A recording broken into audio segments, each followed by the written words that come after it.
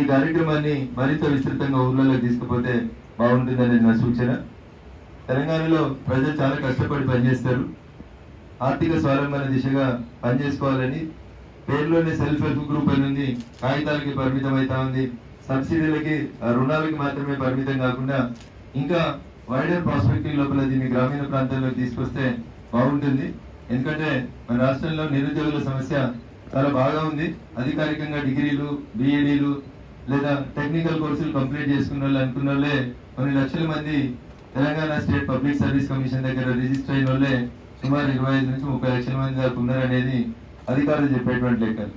వాళ్ళు కాకుండా 7th class, 8th class, 10th class చదువుకొని ప్రభుత్వం తరఫున ఏ రకమైనటువంటి ఉద్యోగం రాక తమ కాళ్ళ మీద తామే నిలబడాలనుకొని తమ భర్త చేస్తున్నటువంటి ఇన్కమ్ కి లేదా ఉద్యోగానికి ఇంకొంచెం తాము చేదోడు అందించాలనుకునేటువంటి అనేక మంది మాతృమూర్తులు మా దుబ్బాక లాంటి నియోజకవర్గంలో అయితే ఏ ఇంటికి పోయినా పొద్దున అన్నం వండుడు అయిపోగానే నెక్స్ట్ నిమిషం చాట ముంగడ పెట్టుకొని మా వాళ్ళంతా బీడీలు చేస్తూ ఉంటారు.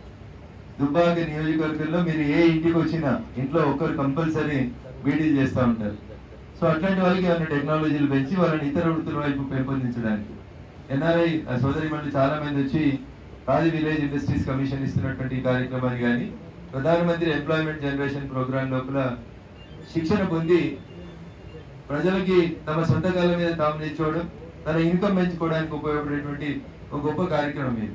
దీన్ని ఇట్లా 4 గోడల మధ్యలో కన్ఫైన్ చేసి ఇంత పెద్ద భాగ్యనగరంలో ఈ రేడుతో మేము ఊర్లలోకి వెళ్తే నాకే దొరకలేదు, మా వాళ్ళకి ఎడ దొరుకుతుందో నాకు తెలియదు. కాబట్టి దీన్ని కొంచెం నాకు శేఖర్జీ చెప్పినట్టు అంతా హిందీలో ఇంగ్లీష్ లో మాట్లాడి మాకు దూరం కాకూరు, మీరు మా భాషలో మాట్లాడి మాతో ఇంకొంచెం దగ్గరికి వస్తే బాగుంటుంది అనేది మా సూచన. ఖాదీ విలేజ్ ఇండస్ట్రీస్ కమిషన్ ఏదైతుందో దీన్ని పాత 10 జిల్లాలలో ఎక్కడికక్కడ జిల్లా కేంద్రాలలో ఒక ఇట్లాంటి అవేర్నెస్ ప్రోగ్రామ్ పెట్టి అదేదో డిఆర్డిఏ సార్ వస్తాడు, కలెక్టర్ సార్ వస్తాడు, ఆడ కూడా గిట్టే 2 ఏసీలు ఎత్తారు, 3 కూర్చుంటారు, కాగితాల మీద కమ్మల మీద రాసుకొని పోతారు, వాళ్ళకి నచ్చిన గ్రూప్ ని సెలెక్ట్ చేస్తున్నారు.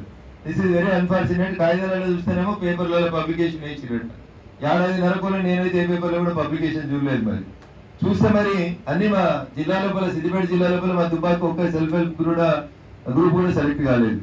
సో ఇందులో కొంత యాక్టివ్ ఇక్కడ కనబడతా ఉంది. దయచేసి శేఖర్జీ గారు పిలిచినప్పుడు మరి మీ కనబడుతుందో కనబడతలేదో చెప్పాలని అనిపించింది, చెప్తా ఉన్నా. రాజేంద్ర అన్న కూడా ఉన్నాడు. మా వాళ్ళందరూ కూడా ఊర్లలో పోయిన తర్వాత మీరు దయచేసి ఇట్లాంటిది ఒక కార్యక్రమం ఉంటుంది. మోడీ గారి ప్రభుత్వం దీనికి పైసలు ఇస్తుంది, మిషనరీ ఇస్తుంది.